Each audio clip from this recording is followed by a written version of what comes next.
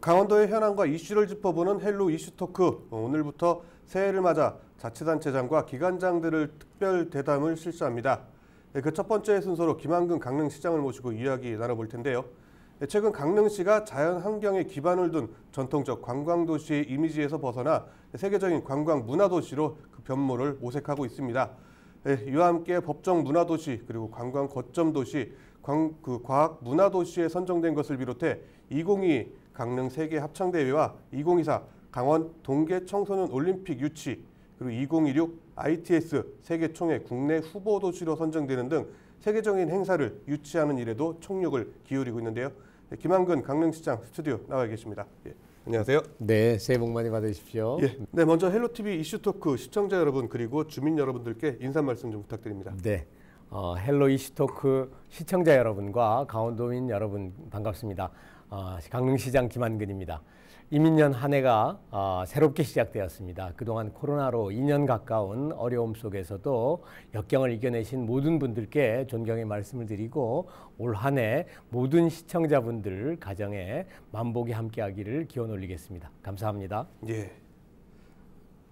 자, 이제 바로 질문이 들어갈 텐데 준비되지 않은 거 훅 치고 들어가도록 하겠습니다. 이제 강릉 출입을 하다 보니까 몇 가지 알게 된 것들이 좀 있는데 요즘에 좀 옥천 오거리 완전히 교통 지옥이다 뭐 이런 이야기도 좀 있거든요. 네, 아이고 해결 방안이 초반부터 너무 이렇게 어려운 질문을. 네, 사실은 여러 가지 이제 전문가들 견해와 교통 영향 평가, 교통연구원 이런 이제 용역 결과를 토대로 하수관거 공사 이제 복구에 맞춰서 회전 교차를 하는 것이 좋겠다라는 여러 가지 건의도 있었고 판단이 있었는데 사실은 이제 하수관고 공사가 조금 더 늦어졌습니다. 여러 가지 이제 돌발 변수가 많이 있었는데요. 이제 이번 주에 드디어 다 이제 복구를 하게 됐고요. 완전한 복구는 아닙니다. 일부 구간인데 이제 주요 가장 병목이 됐던 구간에 복구를 하니까 저희들이 복구된 이후의 상황들을 정밀 모니터링을 해서 저희들리 더 개선책을 찾거나 아니면 근본적인 원인에 대해서 고민을 다시 할 계획으로 있습니다. 그렇군요. 사실 뭐 그 전에도 거기 통과하려면 좀 오래 걸렸거든요. 신호도 많이 꼬이기도 하고. 토요일 뭐 특히 오후 같은 경우에는 한 신호 한 6번 받았죠. 네, 맞아요. 그렇군요. 자, 그럼 본격적인 질문에 좀 들어갈 텐데, 자, 2년간 계속된 사실 코로나19 시국이 너무 오래 진행이 됐어요. 관광도시인 강릉에서도 사실 반갑지 않은 상황일 텐데 지난해에도 좀 우여곡절이 많았었죠. 뭐 사실은 냉탕 온탕을 거듭했고요. 또 뭐 좀 극단적으로 얘기를 하면 천당과 또 뭐 이렇게 또 아주 험한 순간을 다 같이 이렇게 경험을 했는데요. 다행히 이제 우리 강릉의 경우에는 코로나 여파를 전체 외지 관광객, 방문객 숫자는 오히려 줄지를 않았고요. 제주보다도 이제 제주가 한 5천만 되는데 코로나가 오면서 한 1,000만 명이 줄었어요. 근데 우리 강릉은 연간 한 3천만 명 내외였거든요. 그런데 코로나 영향을 크게 안 받은 걸로 지금 나오고 있습니다. 그래서 가장 중요한 것은 양극화가 심해진 거죠. 도심 시내권의 소상공인 골목 상권은 초토화가 됐고 대신 오션뷰가 있는 바닷가 쪽으로는 호황을 오히려 누리고 이런 아주 좀 극단적인 상황들이 이어지고 있어서 좀 마음이 무겁고요. 반면에 이제 11월 달에 이제 11월 초부터 이제 코로나 방역이 조금 완화가 된 그때 이제 저희들이 강릉국제영화제하고 커피 축제를 잘 고즈음에 잘 마무리를 했는데 하고 나니까 이제 그냥 또 다시 강화가 돼서 사실은 저희들은 강릉을 이렇게 좀 요리조리 잘 비켜간 편이고 확진자 수에 있어서도 좀 다른 타시군 도내 우리 타시군보다는 좀 한 3분의 1 정도 나오고 있어서 사실은 좀 고생은 좀 되지만 좀 이렇게 잘 방어하고 있다 이렇게 좀 평가를 하고 있습니다. 그래도 올해 또 개최를 앞두고 있거나 유치에 나서고 있는 대규모 행사들도 좀 있기 때문에 올해도 좀 만만치 않을 것 같아요. 어떻게 보세요? 사실 좀 우려가 많이 되고 있습니다. 지금 변수가 너무 많아서 오미크론 변이뿐만 아니라 또 새로운 네, 변이도 또 지금 나온다 그러고 이래서 예측 한 치 앞을 못 보는 상황이지만 반면에 굉장히 아주 긍정적으로 보시는 분들 올해 안에는 반드시 종식이 될 것이다라는 낙관적인 전망도 있기 때문에 네. 저희들은 일희일비하지 않고 예정된 스케줄대로 또는 준비했던 미래 청사진대로 차근차근 미래를 준비하고 다져나가는 것이 중요하다라고 생각을 해서 저희들은 의연하게 지금 대처를 하고 있습니다. 네, 그렇군요. 자, 먼저 이게 당장에 세계인들의 그 합창 올림픽이라고 부르는 세계 합창 대회가 열리는데 준비 어떻게 하고 계세요? 잘하고 있죠. 네. 근데 우선 좋은 소식은 지난 연말에 우리 강원도 또 그다음에 우리 지역 국회의원님 또 우리 시의 모든 직원들이 혼연일체가 돼서 예산을 좀 약간 깎였었거든요. 정부 안에서 절반 정도로 우리 깎였는데 그렇죠. 다 살렸어요. 그래서 국제 행사로 이제 지정이 됐지 않습니까? 정부 행사죠. 이제 강릉의 행사, 강원도의 행사가 아니라 이제 국가문화체육관광부가 주관하는 정부 행사가 되었기 때문에 올림픽하고 이제 똑같은 명실상부하게 세계 합창 올림픽이 됐는데 이제 예산 지원도 충분해졌고 또 조직위원회가 구성이 돼서 조직위원회 위원장님은 뭐 아시다시피 GS 그룹의 허영수 위원장님이 이제 맡으셨고 또 여러 가지 지금 차질 없이 세부 계획들이 진행이 되고 있습니다. 그래서 이제 변수는 이제 코로나 상황이고요. 그래서 원래 예정대로 하면 금년인데 7월 4일인데 우리 산림 엑스포도 1년을 연기했어요. 그래서 아마 지금 이제 긴밀하게 조직위원회하고 독일 인터쿨투르 재단 본부하고 협의를 진행하고 있는 걸로 알고 있고 상황들을 충분히 긴밀히 인지를 하고 필요하면 아마 연기도 가능하지 않겠나. 1년 정도. 왜냐하면 이게 온라인으로 합창대회를 하는 것은 사실상 의미가 없고 코로나 극복의 전 세계인의 문화예술의 향연으로 또 그것이 우리 강원도와 강릉에서 이루어지는 세계인의 축제로 저희들이 대규모로 개최할 필요가 있겠다 이렇게 생각을 해서 경제적인 효과도 물론 무시할 수 없습니다. 왜냐하면 이게 한 2천억 정도의 부가가치 효과를 거두고 또 올림픽 시설들을 다 활용해서 굉장히 들어가는 비용은 많지 않지만 그 기대 효과는 굉장히 큰 거기 때문에 그래서 저희들은 어떻게든지 오프라인 행사로 계획대로 추진하려고 하고 있습니다. 그 합창 올림픽 이어서 이제 교통 올림픽이라고 불리는 행사가 있죠. 바로 세계 ITS 총회 유치도 이제 강릉시의 현안이 좀 아닐까 싶은데 이건 좀 어떻게 진행되고 있나요? 뭐 이렇게 올림픽을 많이 해서 지금 청소년 동계 올림픽이 있고 또 이제 합창 올림픽이 있고 다 올림픽이라는 보통 용어를 쓰는 것은요. 공식적으로는 원래 IOC 올림픽만 패럴림픽하고 올림픽을 쓸 수 있는데 세계 80여 개국에 참가하게 되면 보통 올림픽을 합니다. 그런 것이 합창 올림픽이 있고 교통 올림픽, 모바일 올림픽이 있습니다. 그래서 이제 우리 이제 강릉이 교통 올림픽까지 유치를 하게 되면 그야말로 이제 트로이카의 뭐 3관왕을 다 달성을 하게 되는데 이제 아직 유치가 된 건 아니고 지금 치열하게 경합 중에 있는데 소위 다윗과 골리앗의 싸움이죠. 뭐 인구 20만 도시와 인구 800만 도시의 싸움이니까 물론 이제 국내적으로도 대도시와 광역시와 저희들이 경합을 해서 우리 강릉시가 이겼습니다. 국내 후보 도시가 된 거죠. 그래서 이제 이 결과를 가지고 이제 전 세계 무대에서 경쟁 국가와 경쟁을 해서 올해 이제 결정이 됩니다. 원래는 지난해 결정을 했어야 되는데 이제 코로나 때문에 총회가 올해 10월 달에 결정이 되기 때문에 최선을 다하고 있고요. 이게 이제 부가가치가 이것도 한 2만 명 이상의 세계적인 석학 전문가들이 모이고 굉장히 아주 부가가치가 클 뿐만 아니라 가장 중요한 거는 이제 만국 박람회처럼 차세대 기술, 자율주행, 모빌리티, 각종 여러 가지 이제 차세대 어떤 그 우리 기술의 향연이라고 할 수 있는 것이 이 우리 강원도에서 구현이 된다. 그 준비를 하기 위한 과정이 중요한데요. 기본적인 모델 도시를 만드는 겁니다. 저희들은 이번에 지금까지 했던 이 ITS 교통올림픽이 다 세계적인 도시에서 했어요. 예. 서울, 부산, 도쿄, 뭐 베이징, 런던, 파리, 코펜하겐, 베를린, 함부르크, 예.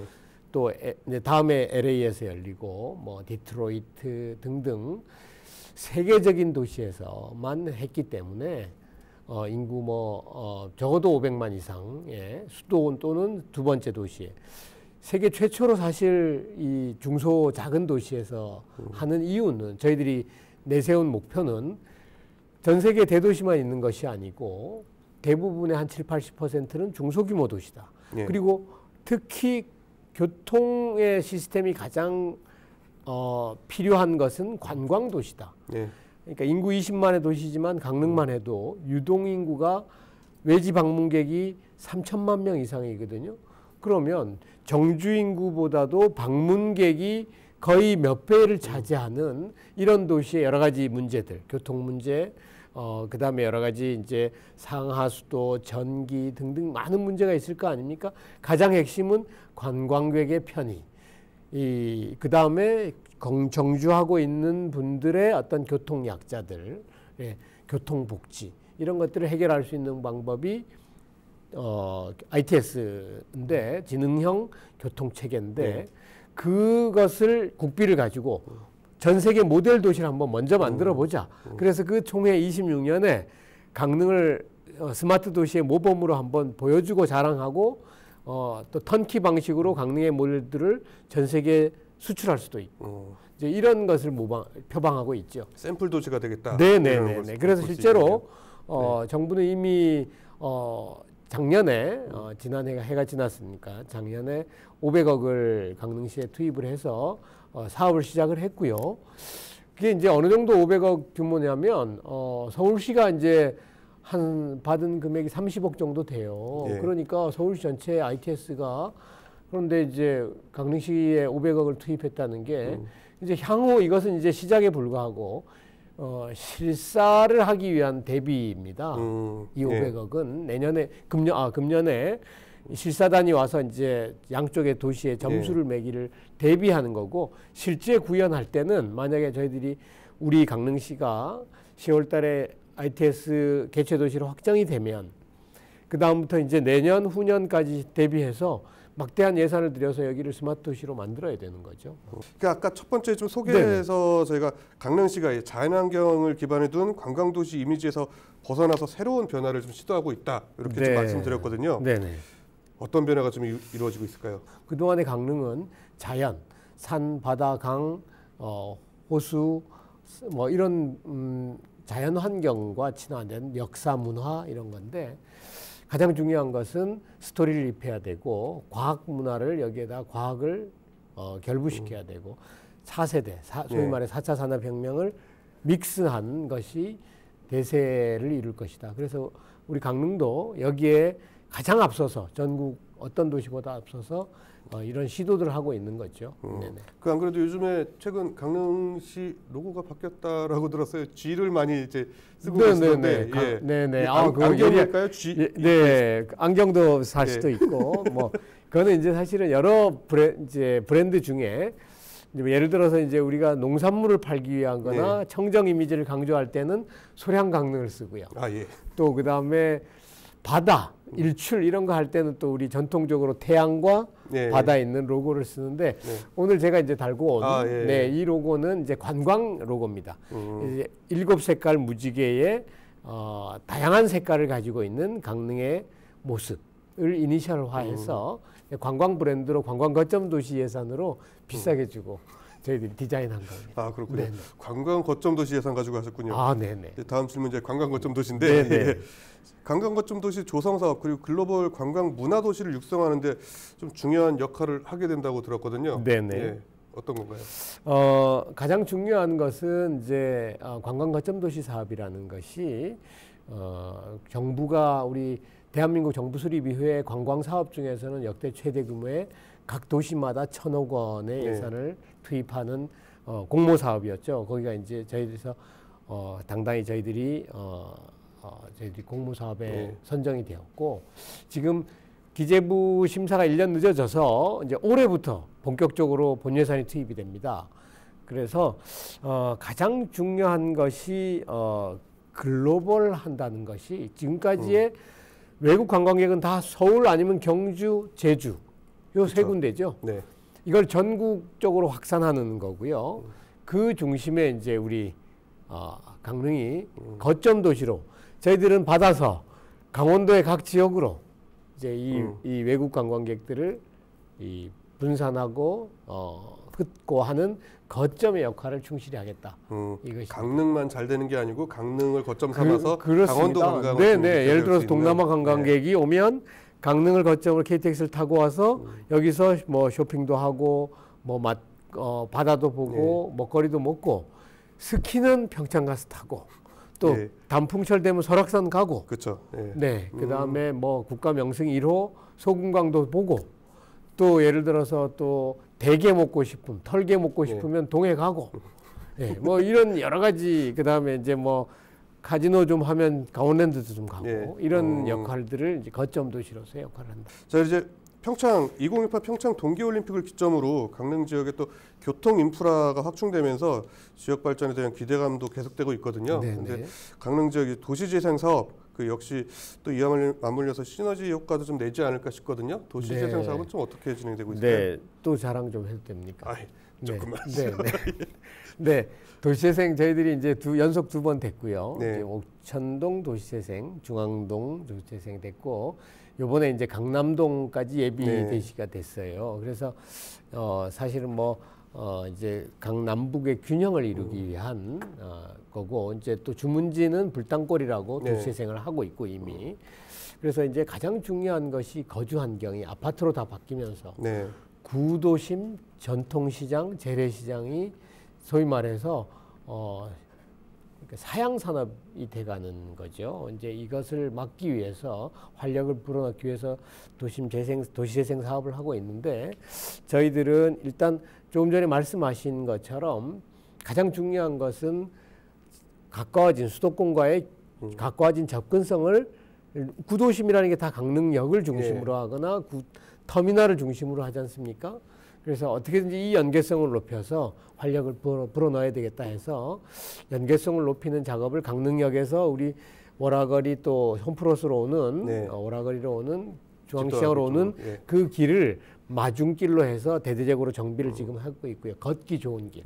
무조건 많은 사람이 걸어야지 그 지역의 주변의 상권이 살아납니다. 특징을 살려가지고 다들 진행이 되고 있거든요. 자 이제 끝으로 거의 좀 마무리가 돼야 될 텐데 자 다들 중요하지만 사실 올해 가장 중점을 두고 이제 어떻게 좀 시정 이끌어 가실지 설명 좀 해주시죠. 가장 중요한 것은 뭐 올해도 뭐 여지없이 코로나를 대처하는 것입니다. 가장 뭐 아무리 많은 사업을 해도 한 분의 시민의 우리 도민의 생명이 위협받으면 안 되기 때문에 가장 안전한 코로나로부터 피해 최소화, 또 아까운 생명이 희생되는 일이 없도록 최선의 역점을 둘 것이고요. 그럼에도 불구하고 미래를 당겨와서 낙후된 우리 강원도 또 우리 그동안에 침체된 경기를 활성화시켜야 될 그런 다양한 정책.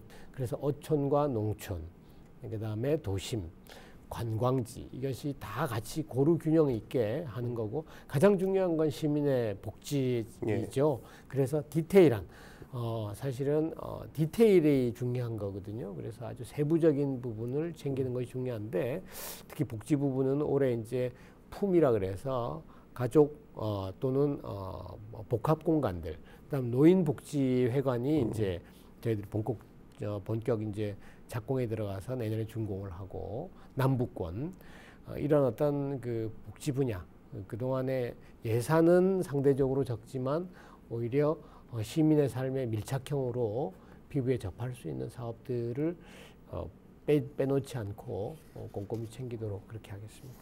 네, 알겠습니다. 자, 오늘 말씀 감사합니다. 네, 감사합니다. 예, 각종 세계대회 유치와 함께 지역 주민들의 자긍심을 더욱더 고취시키고 그리고 지역 주민 그리고 강릉 시민들이 함께 행복할 수 있는 강릉시가 되길 바라면서 이슈토크 마치도록 하겠습니다. 시청해주신 여러분 고맙습니다.